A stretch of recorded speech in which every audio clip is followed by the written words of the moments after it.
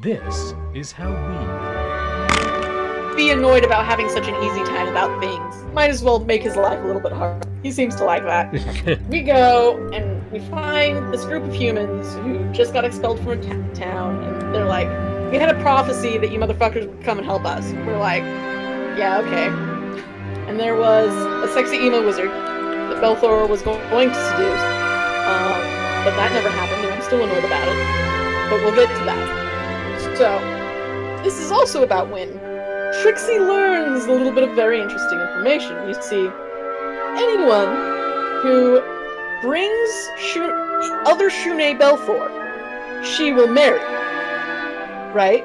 And she was like, "Oh, I can do that." So we make a fake Belthor. And the fake Belthor is actually Nopapa's astral guardian. And that way there's, like, communication between the two groups. It's a thing. But currently two groups. This gets convoluted as fuck. So, Trixie convinces Shunei that she has Belthor tied up in a bow to go along with her on her dragon with Thud to go back home and, like, announce the marriage and everything. Right? And the Astral Guardian is just looking all betrayed and horrified. But not too horrified, because, you know, this isn't surprising. This is Dark Elf bullshit. Meanwhile, as soon as the dragon takes off, because, you know, no one wants to fight a dragon, everyone else goes to Storm City. We do a pretty good job, a lot of ass, and Belthor gets this close to murdering Tanith. Who's Tanith? Tanith is his older brother, whom he wants to murder because Dark Elves want to murder them. It's just a thing. Your descriptions are terrible. Yeah, I'm sorry. You're so excited to give bad descriptions loudly that you talk over me when you do. I'm just like... Wait, were you trying to talk? No, not this time. But it does strike me as odd that what you are so desperate to say is this stuff. I'm just, you know, trying to keep going and keep going. I mean, yeah, it's really good, and you are doing the job of continuing the stream and continuing the talking. But you seem to be like leaping over things rather than describing them. You're like, well, something happened, it was probably like this, but who cares, because this game is done. Well, see, here's the problem.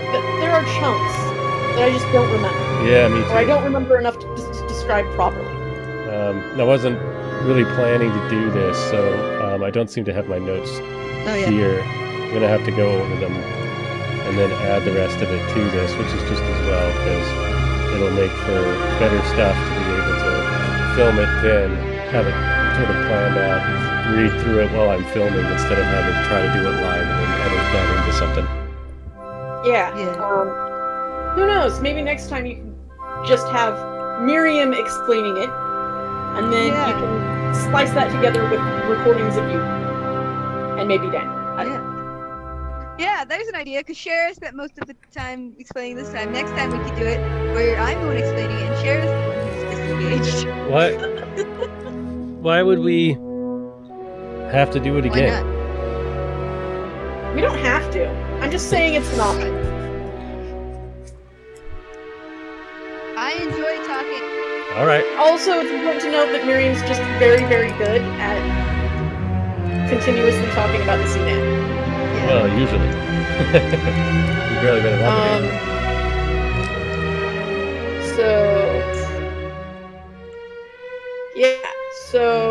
So you said that there was a prophecy, and you were helping them with a prophecy, and that you almost killed your brother. I don't remember what the prophecy was. But I think that you missed... We were expecting you. Let me try and tell... I'm going to try to tell you the story of the Second World War. See, in the story of the Second World War, there were a bunch of people from different countries that went to France for some reason. And while they were there, they killed some people, I guess. But then eventually, they wound up in Berlin. The end. And it's like... You see what I mean? Like, what are you even talking about? You haven't mentioned that there's a battle that you are at when this happens, is my point. Yeah, That's true. I said we stormed the city. We stormed the city. Leonis is blowing things up with his high powers and with his high powers, mind powers. Okay. Right? Those are both things that are happening. And Belthor is cutting straight through to the end to kick the shit out of Tanith, who is his brother. Belthor has a lot of brothers. We have not determined the exact number, but they're all older than him. Tanith was second to last. Tanith was in the downstairs of the facility where Shune was supposedly at. On top of that facility was the dragon, which is, I think, the first time that the group... No, because the first time was when you saw the projection of Shune sending people out to look for Belthor. She had the dragon with her then. But this is the first time anybody had seen him in person. Although their position within that building turns out not to be that important because of other things that go on. Yeah, so Tanith is specifically the magiest brother, right?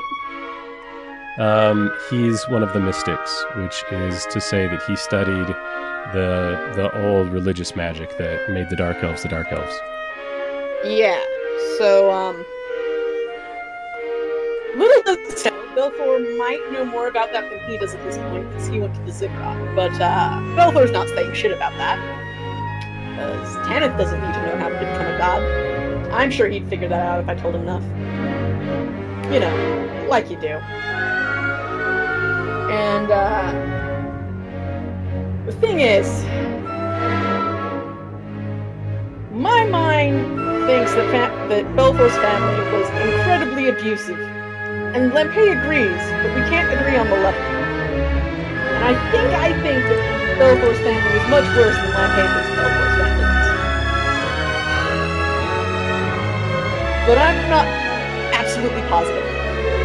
So, Belthor is totally down to kill his brother, that's the thing.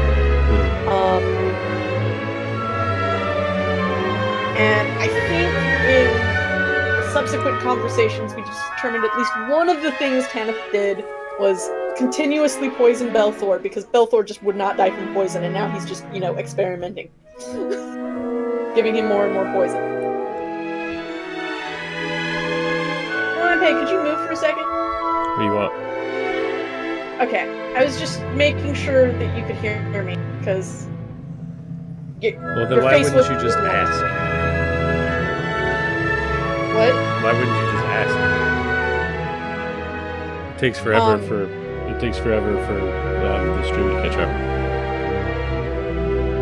Mostly because I'm using a rather large part of my brain on the story. Anyway. And logic is not working. Anyway, so, right, so I'm down to Murk Town. So, I just barge in with this archer and a couple flunkies by my side. And he's like, Belthor? And I, put my finger to my lips and I'm like, shh. And then I blast him with acid. And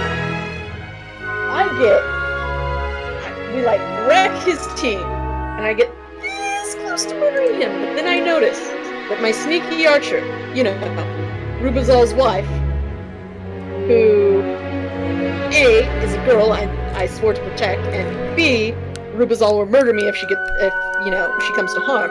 She's missing. So I'm like, okay, I'll come back and murder him as soon as I'm done checking on her. So I go into the next room, and there's Chlor. And he also does the shh thing, and then he knocks me the fuck out and kidnaps me and Fred. So now we're kidnapped. This is important because no one else was finding Chlor. Probably because he was busy kidnapping her. Bastard. So now I'm kidnapped. Everyone's looking for me. It's real complicated. I'm in sitting on the front of the carriage. I'm hanging out with Freya. And pretending me and Trixie had this horrible, horrible breakup. Oh, by the way, everyone assumes that me and Trixie are dating because, again, we seduce people compulsively. Yeah, it just makes sense. Right? And, also in the carriage are these other two tailors. Now, I don't think we mentioned this before in this particular stream, but tailors work in pairs. Yes. Which is probably why Belthor was so down to partnering up with Trixie, because, you know, she's become his tailor partner. That's just a thing. They have this cohesiveness. They're functional dyad. What are you squawking about? Sorry, don't mind me. Anyway, yeah, so they formed a dyad. She's going over her own character. Which, fair, I do that too. Belthor was fantastic. Let's see, so... I keep trying to hit on mute and it keeps logging me out instead because I suck. Weird. So, Belthor and Freya. Freya's not very useful, but she tries. She tries very hard. To, convince these tailors that, yes, I'm having to break up quickly, and also try and gain information from them. Apparently, Clore is also trying to marry Shune, whatever. This is not something that Freya's good at. She's a scout. Yeah. And, Belthor also actually, like, talks shop with him and is like, hey, I'm trying to figure out how to make, like, anti-acid clothing that isn't magic. Here's my theories going on about that. And they're like, oh, here's some theories. And we actually do that a bit. Because remember, he is a tailor. As far as they're concerned, he's one of them. Yeah. But, you know, tailors betraying each other is just normal. Yeah. Yeah. That and they're supposed to be on the lookout to try to get him into Shune's hands. Yeah. So, then, as the two tailors take Freya out to go to the bathroom, there's, like, I think some time freezing stuff. I think Thor does some time freezing stuff. And he comes into the carriage with me, to talk with me personally. No, it was non-detection. Ah, is that what it was? Non-detection, okay. And he steps in and he's like, could you do it, Belthor? Could you do it? And Belthor has been preoccupied trying to figure out how to escape, and he's like, well, my plan, I know what my plan was. And he's like, wait, does Clore know my plan? What, you mean make out with you? Yes, of course! Like, and Clore's like, what? No! Kill your sister to summon the dragon! Because, theoretically...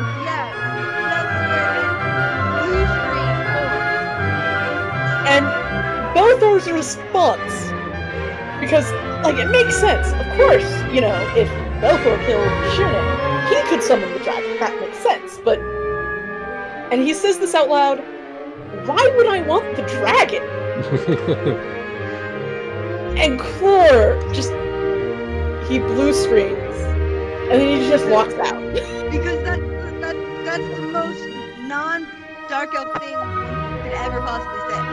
What do you mean, why would you want the dragon? Why wouldn't you want the dragon? Who doesn't want dragons?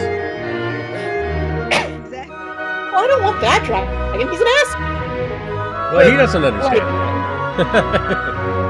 That's more, for Clore, that's more of a reason to keep the dragon. Clore's over there. You want them to want the dragon. Why wouldn't you enslave the dragon to be your king? Makes no sense. But you know, so Clore still doesn't know which side he wants to be on. Because you see, plan A is give Belthor over to Shune and, you know, marry her and give her the dragon. And plan B was, if Belthor murders Shune, Belthor is more competent than Shune, and then I can be on this side. But Belthor's confusing. Yeah. And to be fair, having a wild card can be useful, but then you have to deal with having a wild card. So, yeah. So, Shune gets back to the Shadow Tower, because we're back at the Shadow Tower again. And, Claude is with their side, and she's like, "Here, Claude, take this rose and deliver it to so-and-so in my basement." What is it about basements and, like, not being in the same dimension in this world than hey? Are all basements portals to other dimensions? What are you talking about? What other basement was a portal to another dimension? Female. Well, that's true, yeah. We've been in 2 basements. Well, 3. Technically, there was a third one, and that third one, we just murdered a vampire in there. But Mordheim Manor also had a basement that you were in. It's where you found one of the sons. One of the dead that too men had resurrected. dimensional fuckery.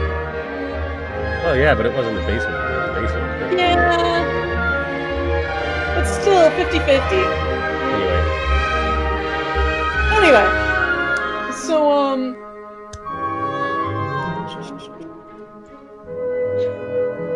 right. So, Trixie goes in with fake Belfort, who can't talk, because the astral guardian can't talk. However, I don't think we've mentioned this. A lot of our party can use Dark Eye, because for some reason, the only people in Ravinin who have a official sign language that is large enough to be, like, standardized are the Dark Elves. They use it for military purposes. Yeah. And, you know, that's wild. So the Astral Guardian just, you know, signs things. And then Clor, Belfor, Freya, and Co. So Lord's minions go in through the back door. And that's happening there. Clor gives them their weapons back and unbinds them for some god-awful reason. That's weird. But we have to pause on this story for now and teleport to the Leviver Guild. You see, Shune's all nervous about meeting the Leviver Guild because, you know, she has responsibility and shit, and she's like the equivalent of 16. They go.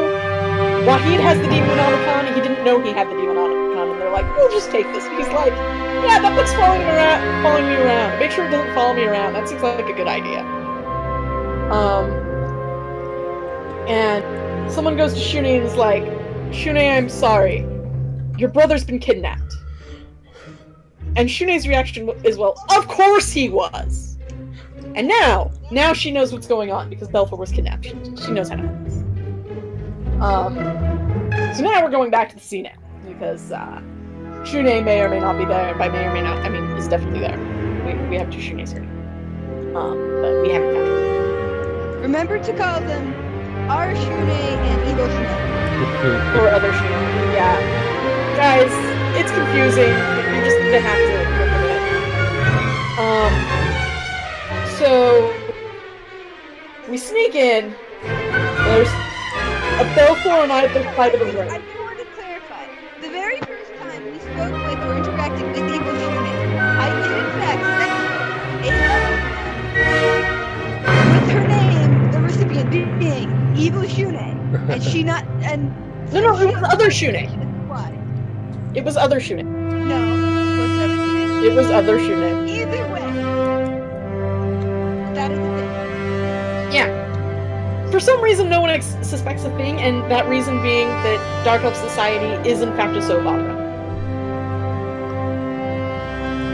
Well, Now, we're an intelligence agency in a medieval setting. yeah. And also, there's magic, so they can make sure they don't die. Yeah, there's a lot of weird shit that goes on with magic too, which is one of the reasons why having a body double is not a big deal.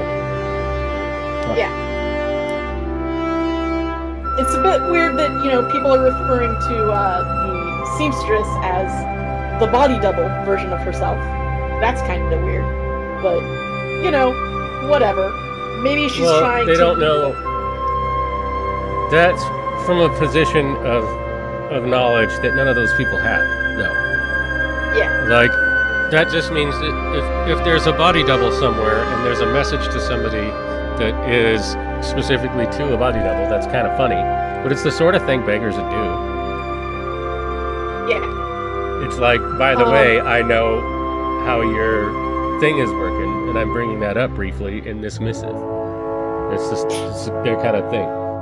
But that the others don't realize that one of the Shuneis lives in the Senale, and the other Shune is the head of the guild. Or the head of the other guild. They just know that people occasionally have illusions or body doubles or things like that in these sorts of situations, and would know that that's a reference to one such body double. Yeah. So we have two Belthors. Speaking of body doubles, we have two Belthors. Right on the side of the room. Yeah, that's the kind of shit I'm talking about. That kind of thing goes on all the time.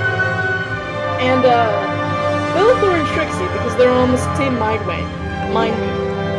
wavelength, immediately start bitching each other out for this horrible breakup. Yeah. Right? They start having this big love rap. Yeah.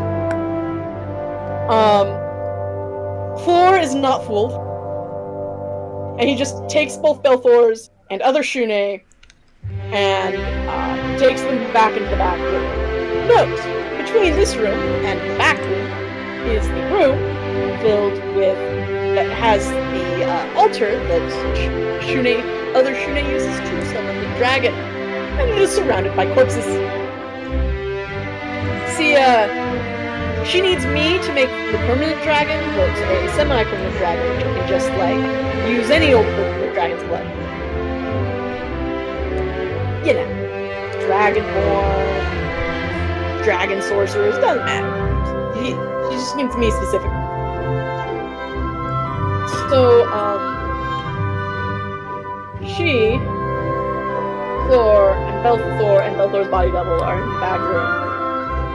And, Thor starts questioning us and trying to figure out who is who, so to try and confuse things, like which is which, Belthor starts making out with himself.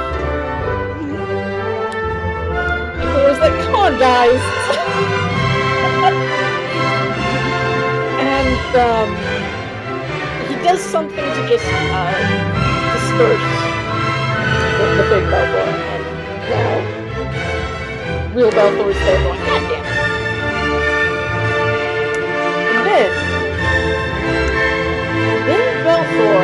Then Shune looks at Belthor, who, remember, is armed again.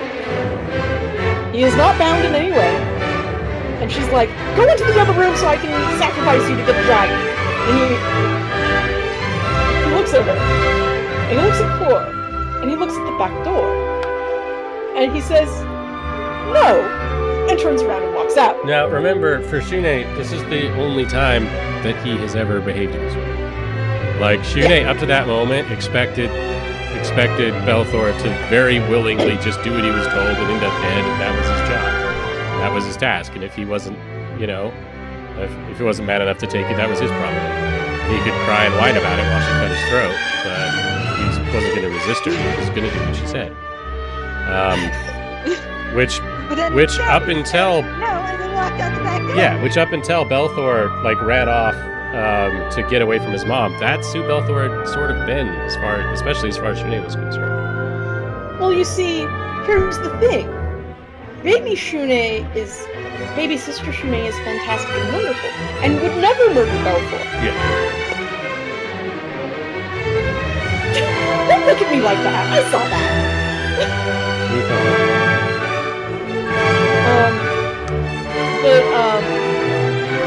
See, the thing is, original Shune and Belthor were this team, and it was kind of them against the world, where they defended each other. But attempting to murder him is a violation of that teamwork. And also, he has another Shune at this point, so,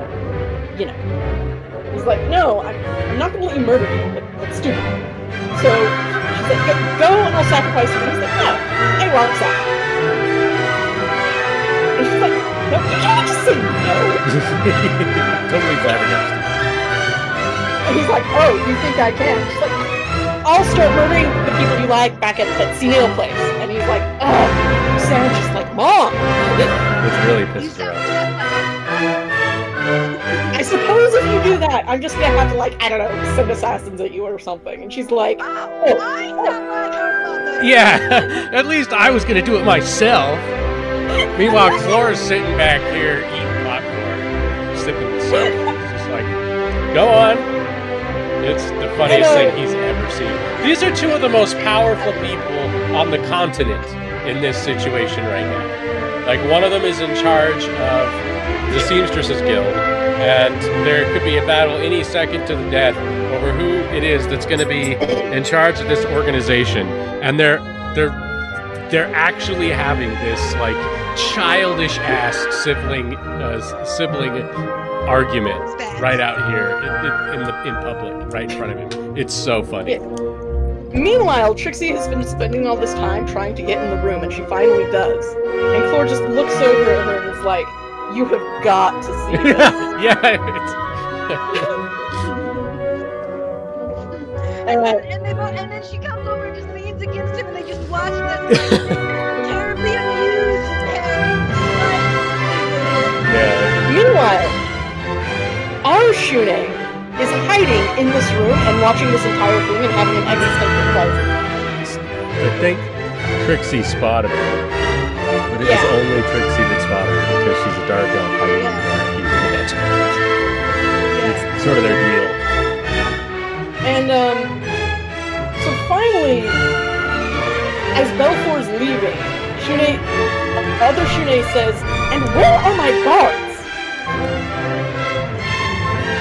And then Clore freezes. And he's like, where are her guards? Yeah. Now that you mention it. And he immediately goes into battle. Yeah. He also detected the presence of divine magic. Oh! Fuck, I forgot Freya's line in this entire thing. Okay, so Freya was on the other side of the room with Belfour before they went into the back room. Trixie obtained Freya and then handed Freya off to her auntie. But no actual relation. They made out at one point and swapped knowledge. That's the model pride is what the title is. She's the head of the models, and she's also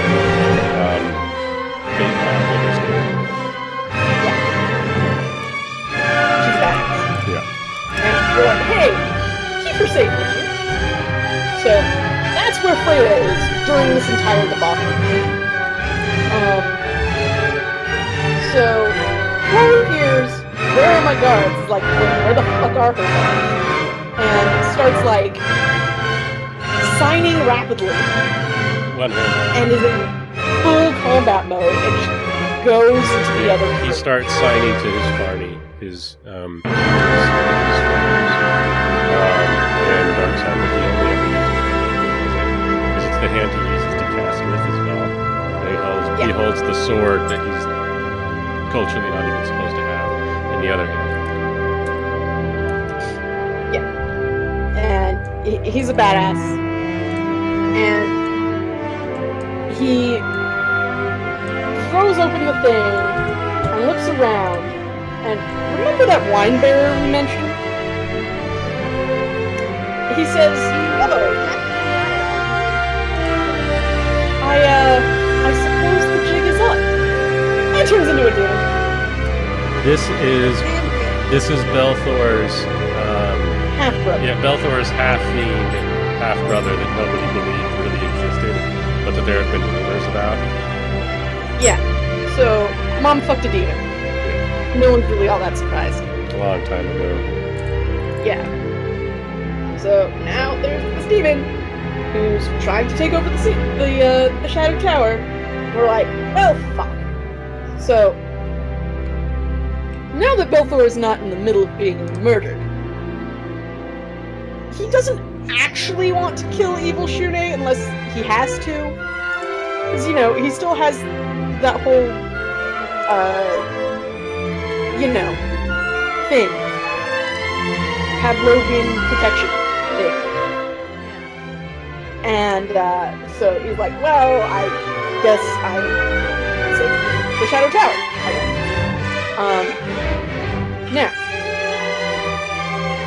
Now we have to take a side step to talk about a module that you guys can probably play for if anyone who's actually watching this. Thud in the basement. Because you see, Thud is in the basement. Yeah, that is now, in the basement. We're not entirely sure how these characters got to us. But in future things, you get the quest to retrieve it.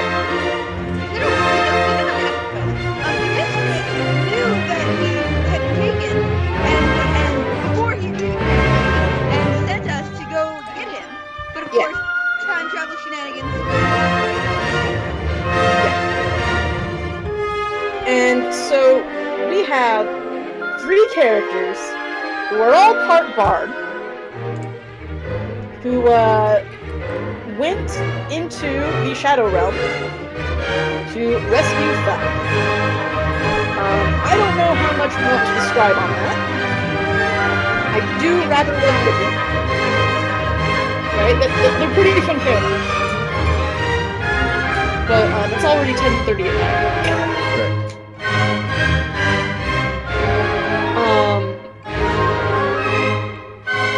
So we have a little module to rescue Thud, who, by the way, now has a portion of himself forever trapped in the basement. So if he ever dies, we can just go retrieve him again. Which means he's basically immortal. Yeah. Which is now a god. Kind of. Lampay accident gave him all the prerequisites for becoming a god. Yeah. So,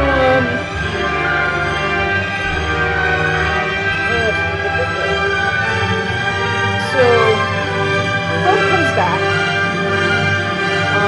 Also, the rest of the seniors are here to rescue us. That's good, because a lot of them are dealing with monsters outside. The bards, who are like level 2, have been shooed away to Chancellor's Alley. And my character is very morose because she's a cleric with 5 points of wisdom damage from opening the chest. It was bad.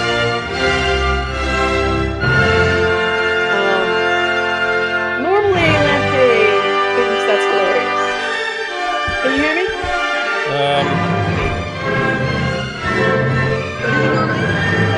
That I took 5 points of wisdom damage from the chest.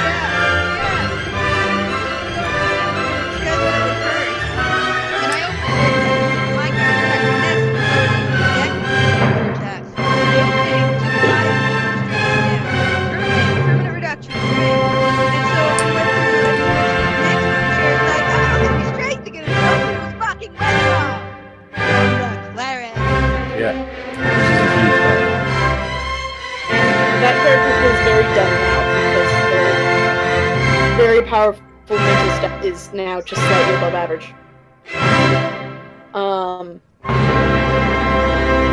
Let's see. So Thud's back, and Thud can help us fight this demon, which he does, but bad. And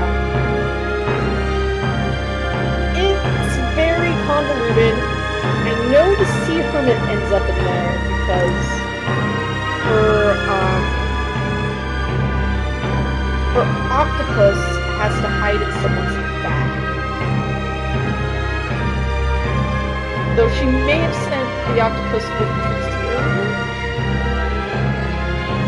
Okay, guys, this battle will be close with that. There was popcorn. What do you mean? What are you talking about? Where was there an octopus? Well, you see the demon spit acid. What? Okay. I specifically remember the demon spitting a line of acid, and the octopus being in the way, but being like, oh, I know what that is, and hiding in someone's bag. Yeah. No. I don't remember how the octopus got there. No, I know. See, it's the Hermit's octopus. We're using the octopus to bind the actual version of Belfort. Oh, okay. It was the whole thing. We had yeah. So, other Shune is also fighting this demon. Our Shune is not, at least not currently. Belthor is also fighting him. Chlor goes upstairs. I don't know why he went upstairs. But apparently he had a battle up there too. Trixie uses the bag of magic beans again. And it creates giant corn in the cocks. Yep, yeah. That did happen. That did in fact happen.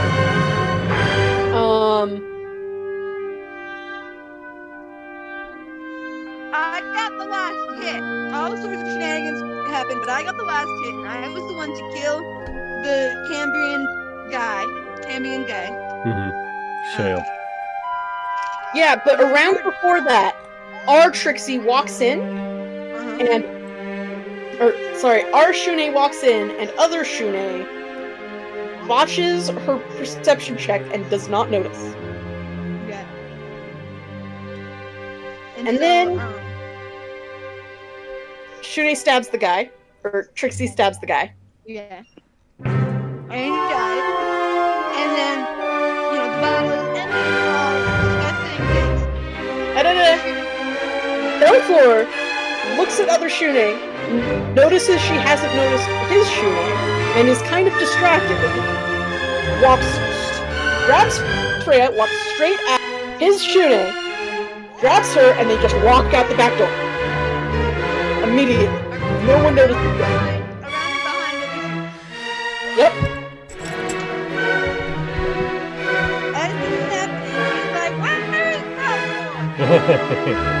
That did happen, yeah. It was hilarious. Oh no! Not our time. What did she say that resulted in me saying, I killed your brother for you? What is happening? Yeah. And I was like, I just killed your brother for you. She's like, no? And I was like, no! The other one! She's like, what other brother? Well, that was a demon! I killed your brother! You're not good!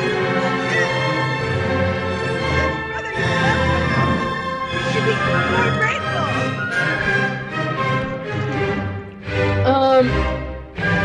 So I don't remember if Trixie is engaged to other Shune? No. Other Shune reneged on her part of the deal because you didn't get killed.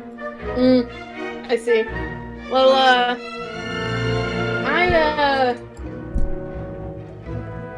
me, Freya, and my Shune did this thing where me and Freya ran away from us pursuing Shune. And we're and she's like, get back here, Belfort! So the guards were all like, yeah, whatever. Yeah. And we just got away. We nat 20. It was great. Yeah. We got back to the scene.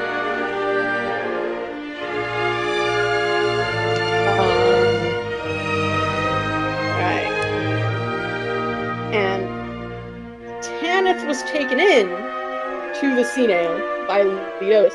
He's like, well, we kicked his ass. I guess we're in prison again?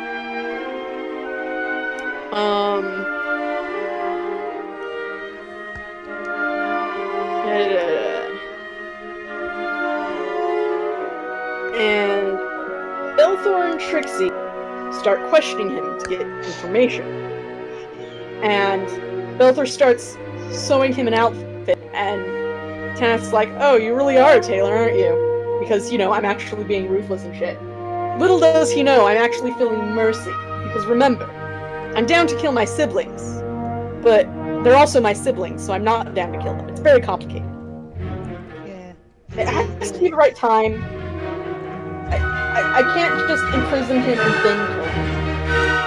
That's just not right. I don't know why it's not right. It just isn't. And so we tell him to go spy on Clore, and Trixie specifically tells him to take care of Clore. And then we end up having to go to Taya.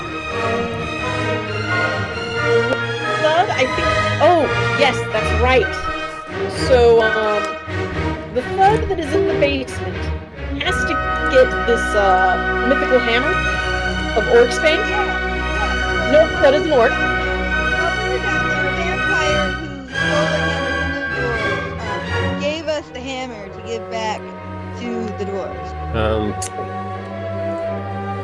He's actually the Shadow Planner duplicate of the vampire from White Plume Mountain.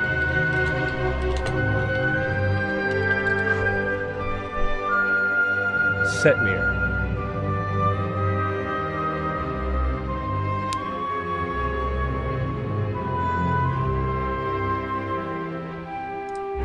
His name is Setmir, and he stole that really important artifact hammer.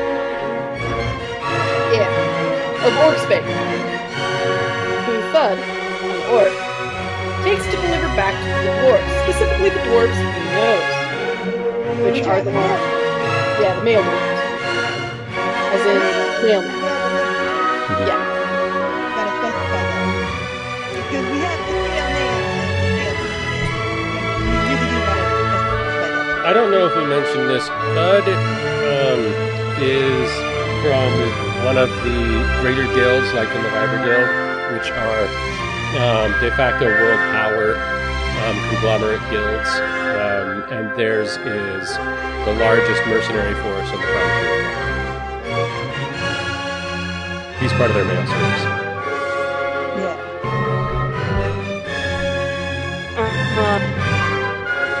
And as we're traveling to Teok, we have a little side adventure with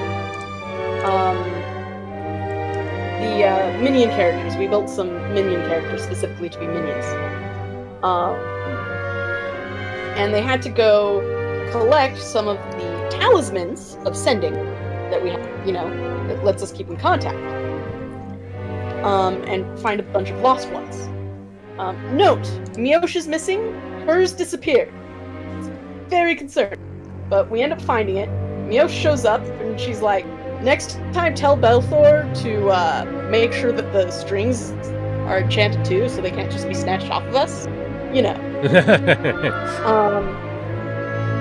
So we find 3, and 2 of them have messages from Tanith, recorded with video. One has video, and the other has video and audio. It took them a while to figure it out. Yeah, totally. And in the first one, we see this kid fighting someone off the side of a cliff. I don't remember the details. It's been several months, unfortunately.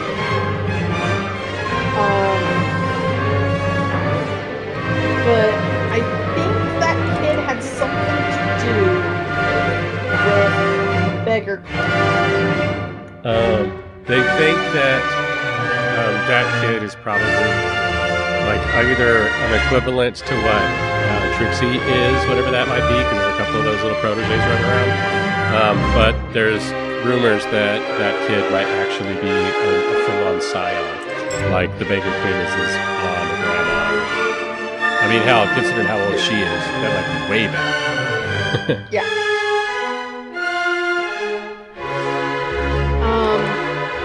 And the second one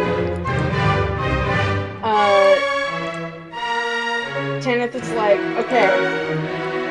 Here's some information.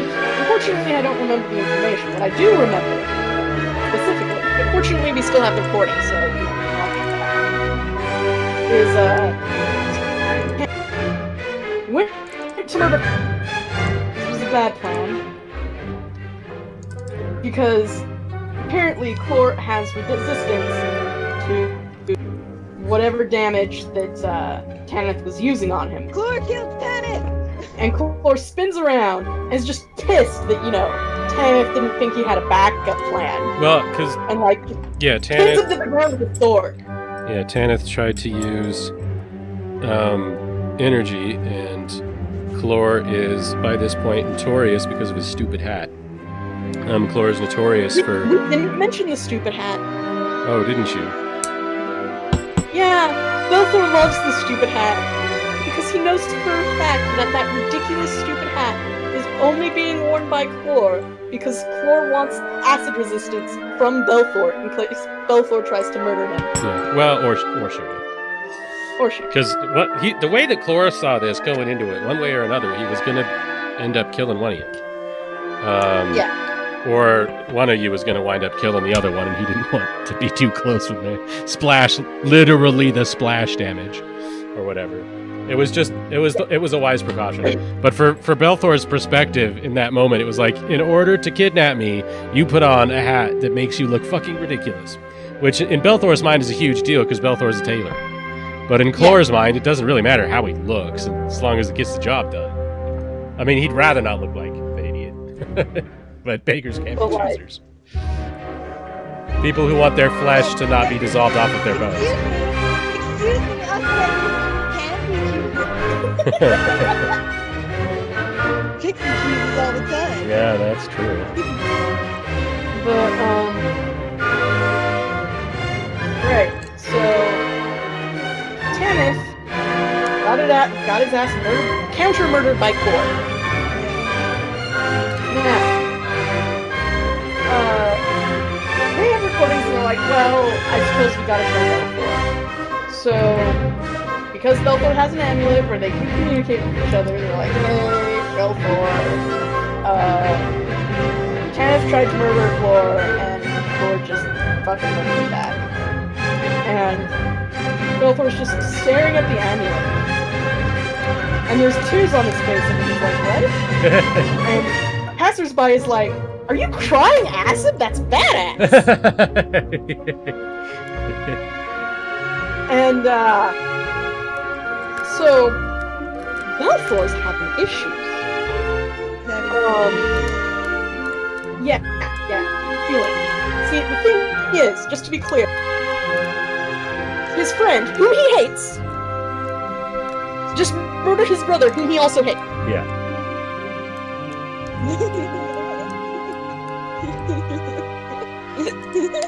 This is very confusing.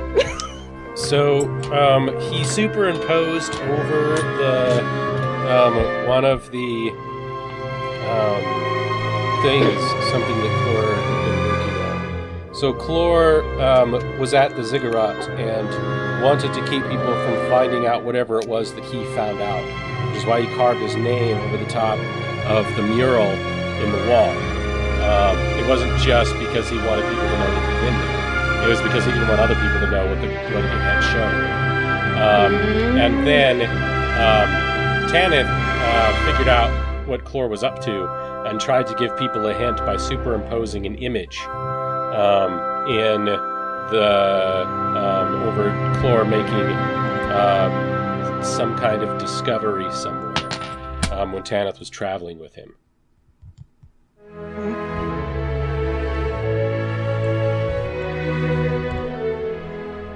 It looks like he's still talking, but I cannot hear him. That's because, look, you just expect it to be in real time, and it's not. Are you watching the stream, Sheriff? Well, I am, and there's a lag, but like I waited several seconds, and his mouth was still moving, and I'm like, and see, the thing is, he was like cutting in and out before that, and that puts me on edge. Anyway, we're almost finished. We are almost caught up. which is amazing. We thought it would take much longer than this. Go on. But we did skip a lot. We did. We skipped the guys, this is a highlight reel. So Belthor's having emotions, but he's ignoring those emotions. And then we get to Teo. And the first thing we see upon getting to Teo is a rather large woman, a half-orc woman, surrounded by a bunch of children. Yep. And she has them marching in orderly fashion. They go in a semicircle. She yells out, "Where's my boy?" And this is Thud's mother.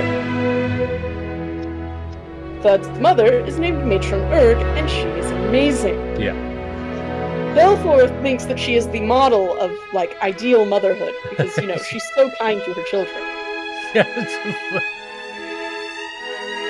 Well, at least she doesn't straight up kill them. In fact, she stops a lot of them from killing each other. And she warns them before she throws them out of windows. Yeah. Well, they're like... Yeah. Yeah, you kind of have to, because orcs, the orcish people are, they're not really that bright necessarily, but they are very, very, very good at fighting, and they're very, very strong, and so they have this tendency to be fighting, and like if they get carried away, there'll be bloodshed, like for real, and if you have to be very careful to discipline them. Which is also sort of a shadow for how the Kirin War Guild deals with the Orkesh in general, which is that they impose discipline upon the orcs in order to not only keep the orcs under control, but it also stops the orcs from killing each other, which they otherwise have a tendency to do. They were well known for having a bloodthirsty honor culture in the past, because for them, like, proving one's physical strength up to and including killing possible rivals was just part of how life was. That was a very important part of their heritage. But orcs are also like, they just understand weapons on principle, and are better at weapon training than the other races are. They're not as long-lived as anybody else, so like the humans, they also pick up things very quickly, but the Orkesh aren't even as long-lived as humans, and so they pick up a lot of certain things even faster. And violence is definitely on that list. So if you don't have somebody around all the time that's being like, "Hey," then, you know, they'll regret killing each other. It's not like they would be happy about it, but they'll definitely kill each other, you know, in the heat of the moment. So, yeah, it's awesome. We tell her all sorts of stories about our adventures. I knit her a tapestry of Thud kicking the shit out of that kraken. Because, you know, that was badass. When she's making the kids, like, you know, clean, you just, like, add some probably citric acid to some of their cleaning water. You know, just by sticking his hand in and stirring it around. Yeah. And then the next day, we know that eventually there's going to be this giant tug-of-war thing. Oh, it's a very big deal. Yeah, that's true. But we had to have a meeting beforehand. And so we went to talk with, you know, the Dwarven Guild, and they're like, "Hey, maybe you should invite the people from the Dragon Guild over here." So me and Bud went to, you know, invite the dragons over there, you know, where it's cooler, right? Problem. Do you remember those cards that Thud drew? The one about how there was going to be someone who hates him irrationally, and also there would be a dragon to be an obstacle in his path. Well, it happens that both cards decided to fly to his dragon in particular. Yeah. Well, a lot of dragons are very difficult to control with things like this. Even one of these more advanced and powerful chaos curses. So it was just easier to have it all focus on the same target. It was a good place. And also because this guy's hilarious. He sees that and he's like, oh, it feels like I'm being put as an obstacle in someone's path. What? Oh, no shit, it's a chaos curse. Oh, and it seems like I hate you irrationally for no reason. 2 chaos curses? And everyone's like, shit, how do we solve this? Because he's technically the head of the guild. So not only is he strong enough to eventually kill just about any of these player characters, but also if the Sea Nail kills him because he's the head of the Kirin War Guild, he's one of the guild masters, then it'll be a huge diplomatic disaster. Oh yeah. And this is technically Thud's boss. So he's got to fight his own boss. Yeah, and we solved it by pinning said dragon. That should not have worked. I could not believe that worked. But it did. Yeah. Yeah. Thud started wrestling the dragon. Meanwhile, Trixie and Shunei are running over to this particular balcony, and Shunei's boy toy, by the way, while we were spending time with Matron Oak, Shunei was like, maybe I'm not going to stay with her. And instead went and fucked the tiefling, who also has a very high rank in guild. Yeah, and he's sketchy in some way that we aren't fully understanding of, but he's some sort of suspicious. And he's a tiefling. There's definitely a fling there, but there's also, subterfuge there. Yeah. Classic dark elf. Yeah, a dark elf sleeping with a tiefling, because it's one of the few couplings that. Why do you keep? Well, no, sorry. I was cuddling with Cameron and Carly, and I got up, and now I'm not cuddling with them, and it was very warm, but they didn't hear me when I said it the first time, so I repeated it. Unfortunately, that means you guys have to deal with that bullshit. All right, now continue. There's a dragon. Yes, there was a dragon. You were saying that tieflings and dark elves are similar, probably because their ancestors fucked very powerful beings. Well, it's it's the kind of thing you come to expect. So if there's somebody that's that's dark, mysterious, and you can't really trust, it's the tiefling and or the dark elves. So they might as well be sleeping together. Yeah. And by the way, the reason that Shunei and Trixie were back on that, had to rush to the balcony with the dragons, is because Trixie was grilling Shunei on her choice in men. Shunei has not been very forward about the whole thing, but some of the stuff that happened while she was in hell sort of it screwed up the way that she thinks about sexuality, because the entity that was keeping her encapsulated just stimulated her whole body all the time in order to keep her alive. It wasn't designed for dark elves specifically at all. And so it just kept her in a state of suspended animation. And so she was in a constant state of being fed, in a constant state of defecation, and of course a constant state of sexual euphoria. It also kept her sinuses perfectly clear at all times and stuff like that. It's just what that did to her psychologically, though, after she came out of it is a big problem for her, which of course other Shunei has never experienced. This happened also when they were talking with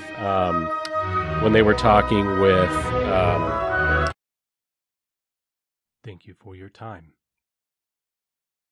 Like, comment, subscribe, and share.